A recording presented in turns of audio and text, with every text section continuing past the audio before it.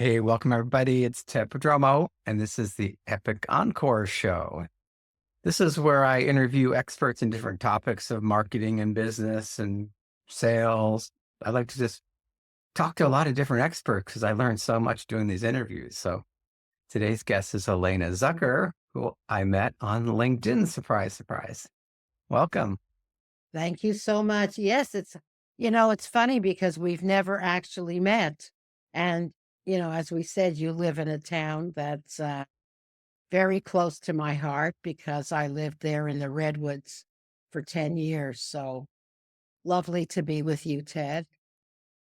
And today we're going to talk about influence. And everybody says, influence. If you're in marketing, you think of Robert Cialdini, his influence book. He's like made influence infamous. Have you ever read his books? You asking me? Yeah, You talking to me? talking to you. I have, and I don't want to sound too uh promoty right now, but I do admire all his research, and I have read his books, and he has been around for a long time as a professor and also a speaker. I must say that I find that, and I've looked into his training. I mean, they are competitors, sort of, that it's very cerebral and people learn a lot of concepts, but I'm not sure that they can actually behaviorally do something different on Monday morning. And, that's what my program is about. It's taken me 20 years to make it practical and easy, very user friendly, which a lot of people have commented about. I've heard a lot of people say that about his work. It's great research, good information, but it's not really been practiced in real world. Exactly. So So, who came up with the styles of influence? okay. Well, I did. And so I'll give you a little background. We don't want to spend time on my bio. You might want to say a few things about my background. But so I have been in business for about 25 years, and I started my career in the advertising business in New York City.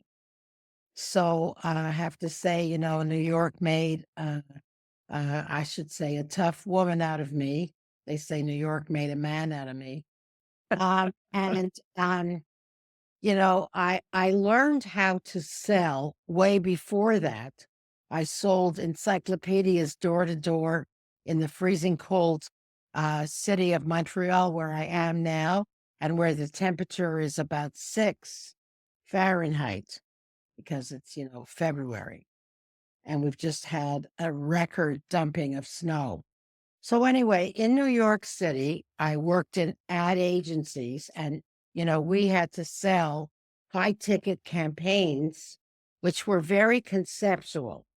So I learned to sell kind of like not vacuum cleaners or houses, but conceptual products or ideas. And I actually left the advertising profession after 10 years and was burned out. And I went back to graduate school and got a master's in organizational development, Hmm. which is a combination of psychology and sociology and business. And I got the opportunity to weave together my all my business experience and observing people who were very good at influence. And I combined that with academic rigor. And I came up with the influence styles inventory, which really is the heart and soul of my program. And I'll talk about that a little more later on. So you were like working in New York City, like the Mad Men era. Well, yeah, a little after that. Yeah, yeah. Yeah, that's very interesting. Wasn't quite as, like, sexist and racist as it was portrayed in that series, but the series was wonderful. Yeah, yeah, it was very interesting. So we had to, create a campaign. Potentially millions of dollars would, have to go into the actual making of it, but we didn't make it quite yet. We would pitch it to a client like Procter and Gamble, uh, J&J, all the big, let's say, consumer goods. Yeah. But we were selling it to a corporation. So I just want to say that, I haven't been in the business to consumer business, much more in the business to business. Yeah. Okay. And so I'll clarify a little bit later the word influencer as it's used commonly now in social media and how it's different from how I use the word influence. So, Yeah. yeah. Because Okay. influence, people think it's manipulation, like the timeshare salesman or the used car salesman going to Yeah. sell you something you don't really need. So, exactly. And so let me clarify the definition of influence and that, it doesn't really have anything to, it's not manipulation. When I think of manipulation, I think of something that's covert. It's people that the influencee is not aware of what's happening. I've heard people come on, it's kind of like they describe the dark arts of influence that they're pushing, right? Mhm. Or like some forms of hypnosis. And trust me and rest assured, what my program is nothing like that. It really is a uh, behavioral and psychological training program. And I'll just share with you the definition of how I define influence. So, in the dictionary, and I use that as the working definition, influence is a power. And so, like any power, like electricity or nuclear, you can use it for bad or good, Mhm. right? So, influence is a power to affect people either in their values or their attitudes or their behavior. And you can only, of course, see it in the behavior, but you never know. You might have changed somebody's attitude or values and you may not even know it, right? So it's very powerful. And in the let's just clear up the misconception about it, manipulation, because it is a misconception. Mhm. So I like to look at influence on kind of two dimensions to determine whether you want to think about it as manipulation or. So the first one is intent. Are my intentions honorable? Somebody was saying the other day, are your intentions toward my daughter honorable? Mhm. So, do you intend to offer benefit or give somebody something they didn't have before or teach them something, right? So, that's the intent. Is it my intent to like help you or make you better in simple language? Mhm. And then the effect is how is it over there for you? As a result of our exchange, do you feel enlightened or empowered? Or have you learned something? Or do you feel used or exploited or had? Right. And if you can answer the positive to both of those, I would say it's positive influence and goes back to the definition that I just shared. So I hope that clears that up. And also, let me clear up about the influencer word that we see a lot on social media. So people have come to define influencer, as someone who has 500,000 followers on TikTok, and then some brand comes along and makes a multi-million dollar deal with them. Mhm. So this is not that. I cannot teach you to get those 100,000 followers. However, if you become so good at interpersonal influence as I'm teaching it. Let me mention, I'm teaching it in my program, Secrets of Influence, based on my best-selling book, and I'll show you a picture of that later in the program. Hmm. Uh, I'll just run through the slides then, just to share. I'm sure everyone else has had this problem to show that, although we're experts, we're not perfect.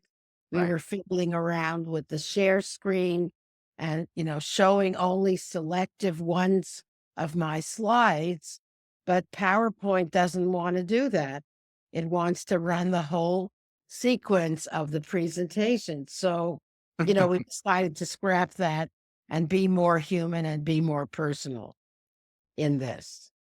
So, what I was saying is that if you become more powerful and more well known, as I've come to be, because I've worked so hard and written 11 books and done training programs all over the world, then maybe I am considered an influencer. Yeah.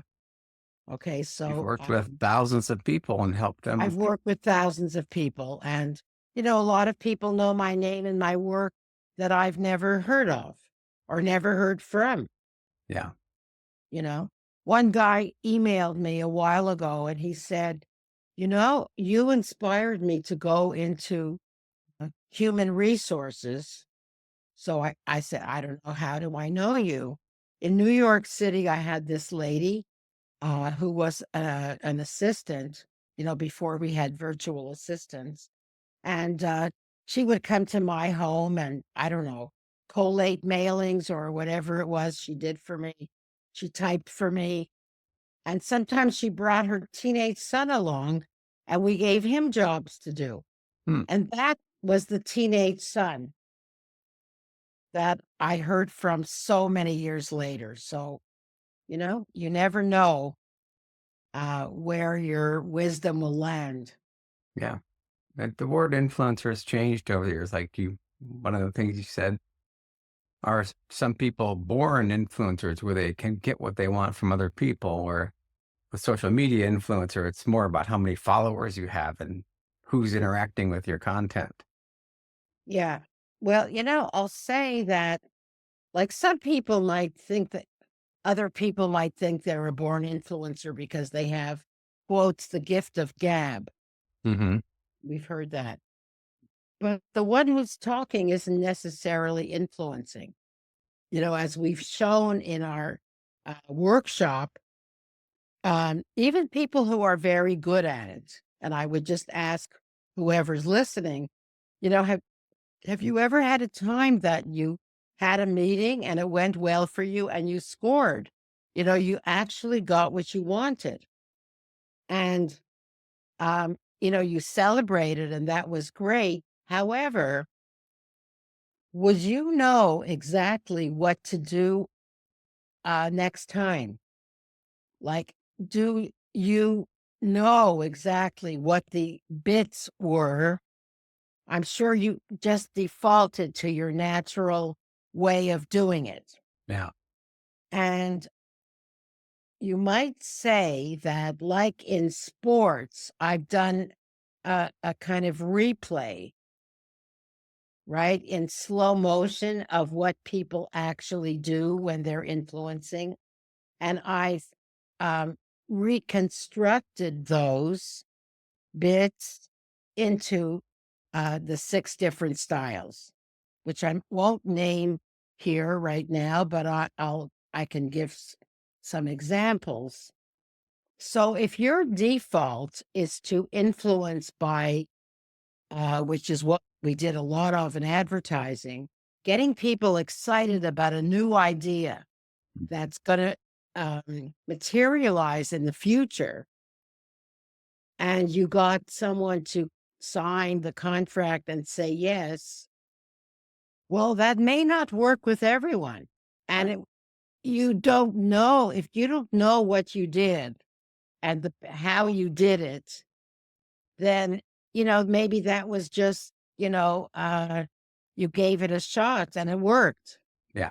But what we want is for people to be more strategic so that, if that hit or miss uh, approach didn't work, you would have 5 other strategies to try. So what we're trying to do is make the unconscious conscious, Hmm. okay? So that you are awake when you're in the process of influencing. And you also, even though it's very nice to learn your style, and that's what we do with the assessment, which is a psychometric instrument, which is taken in the class. So while, you may have taken many of these in your career, most of us have, uh, and this is not like the disc or other ones, by the Hmm. way, because it measures only those attitudes and behaviors when you're in the posture of influencing another. Okay. So, while it might be nice and lovely to know your profile, what's even more important, which is what we teach, is kind of the secret sauce, is to learn more to use that spectrum as a prism, like almost 3D glasses or better radar, through which to identify your other person. Hmm. So that's And it the reminds me of the old days when people would cold call you and you'd answer your phone and they'd start reading a script. right. It might or might not work on you. Probably Right. not. Or you have four But scripts. Which script do I pick for this person? They had no influence. right, exactly. So Yeah. that's kind of yeah, that I forget the question now. But Oh, it's about the styles of influence. And okay. can people change their style of influence? Yes, good question. So yes, that's what the course is about. Because you start off and you find out what your profile is over these 6 different styles. Hmm. And you probably have strengths in one or more of them. But now, hello, you're aware of those strengths. And there are others where you're very weak. They're just like weak muscles that you've never even like known about or tried. Right. By doing exercises to strengthen those, wow, you've got strength in all of them.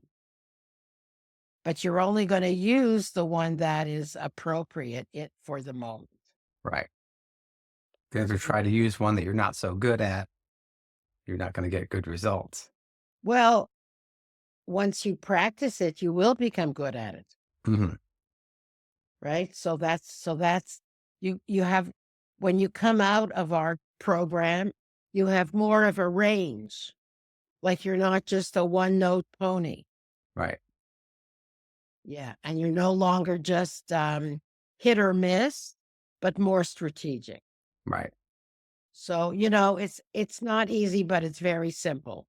And I've worked very, very hard to make it simple and practical. As we were comparing, let's say, other approaches, Hmm. other researchers. And by the way, this is based on science. We beta tested our assessment with corporate clients, Hmm. as well as my students when I was a professor at the university. So it's different populations. Yeah. So it's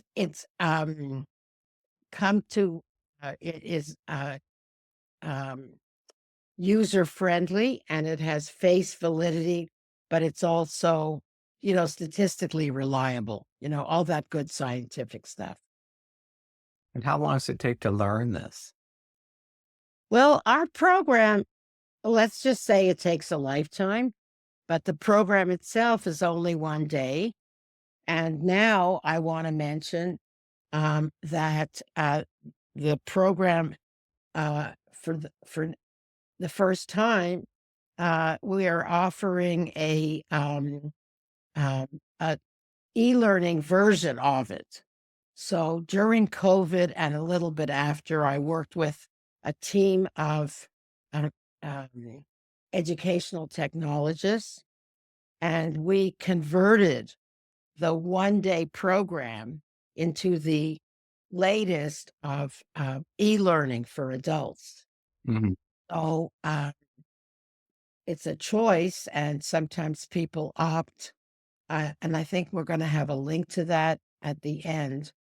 But so the corporations that we work with, they can do the live training and then offer, um, access user ID to all the students for refresh, ongoing learning, kind of Mhm. lifetime learning. They can do the modules and, refresh what they learned in the class. Well, obviously, this is good for people that are in sales and marketing because they want to be able Oh, to engage with people and kind of get to know them and influence them without being manipulative. Who else is this good for? what a great question. I thought you'd never ask. I hope you'll edit this out. So one of the underserved populations, I mean, it's good for salespeople and also for managers because the old command and control, just because you have a title or position above me can't really boss me around anymore because you're going to have to use more subtle methods to influence me. Mhm.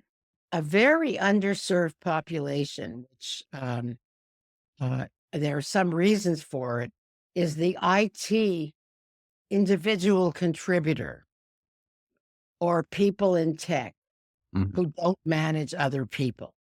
Because up to now, especially in corporations, the tech or individual contributors, and we taught thousands of them at AT&T and IBM, big tech companies like that.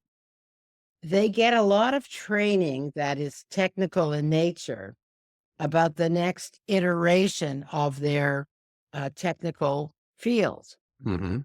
Or when they become a manager, they might get management training.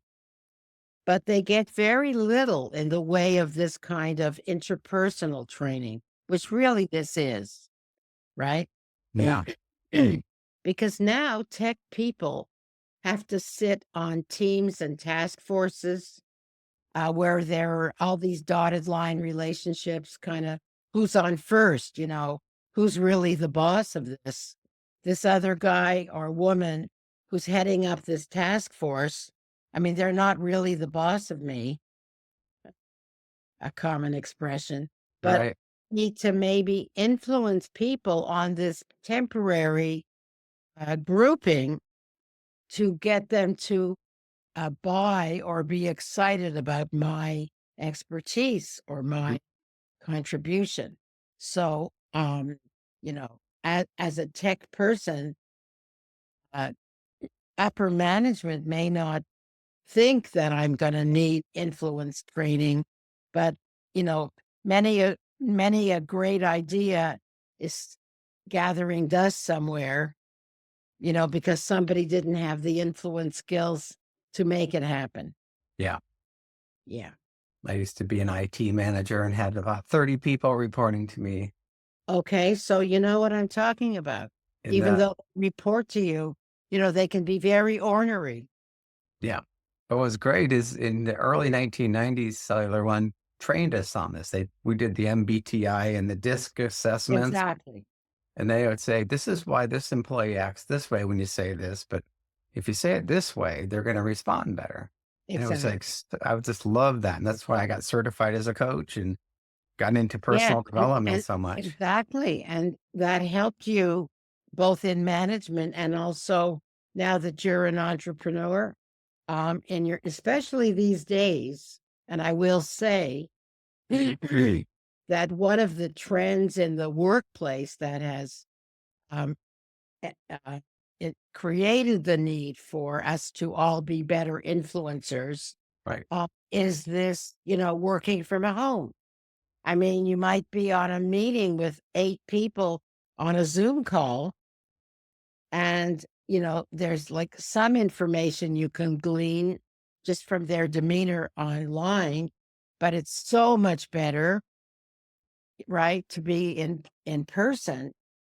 A very wise, some people might have know this name. His name is John Nesbitt. And he wrote a book called Megatrends a long time ago. Mm-hmm. And he predicted, and he said that high tech leaps ahead, high touch lags behind. That is, as we become more connected, and tech is marvelous, right? We have all these platforms. Yeah. So we're connected. However, we're losing our interpersonal skills. Sometimes our whole relationship is over email. Yeah. People don't want Or to text even messages. Yeah. I mean, people don't even want to come on camera like this. Yeah. Yeah. Yeah. So, next question. So kind of reaching the end here. So thinking of somebody that wants to get started learning this, like what are your recommendations other than buying your book and taking your course? What are Okay. some what else can they do? Well, those are the recommendations, of course. They can, uh, get the e-learning, uh, and just get it if you don't work for a company, or you could try to sell your management Hmm. on taking the program inside if you're a corporate person. But I get a sense that a lot of the listeners today might be um, corporate refugees or solopreneurs or Hmm. professionals in a coaching practice. Is that right, Ted? Yeah. So I think the individual e-learning program would be ideal. And all right, let me try to share the screen again now. So people can reach me by phone. I'm in Montreal, Canada, and via email. You can email me anytime. And then again, this is all my. Now, here is a link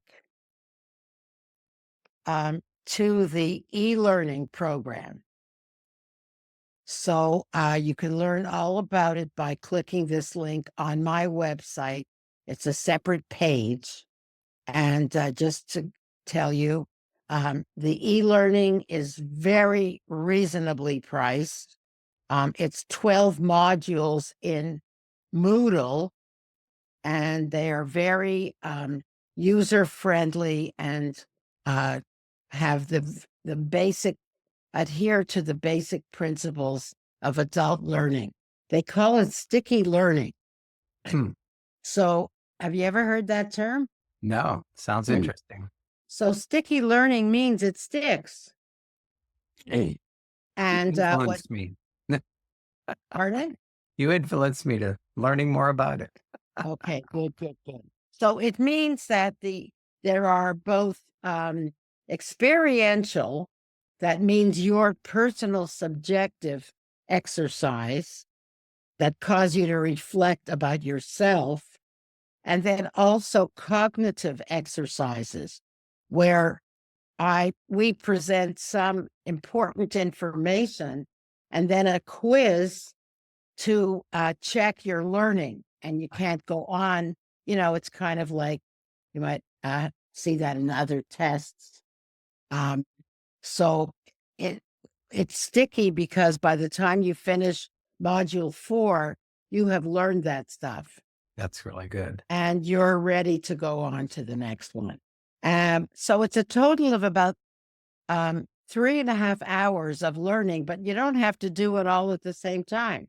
You can just stop and go in the privacy of your, as we say, home office or car. I like the idea of checking your learning as you go along. That's great. As you go along, and nobody's watching you, right? Yeah. And then this final slide This is a little free gift. And again, I don't know if that's a live link, Ted. No, they'll have to type it in. Yeah. So this is a link with the gift for you. That is a booklet that that I created. I compiled it more than I read it, and it's a booklet called um, The "Influence Myth Truth. Defined." I talked a little bit today about the myths, like the idea about manipulation, and that's a myth. And I hope I um, explained it to you, and you can get that for free Great. by going to that link. And I don't know where people can read well, they can go to my LinkedIn profile. I mean, Hmm. that was the best way to learn about me and my company. And I think you've learned a little about me just by me being here and being myself. And I hope that I have influenced you to learn more about the influence. Great. Well, thank you so much for your time. It's been great. And thank you, Ted, for inviting me and hosting me. I really appreciate it.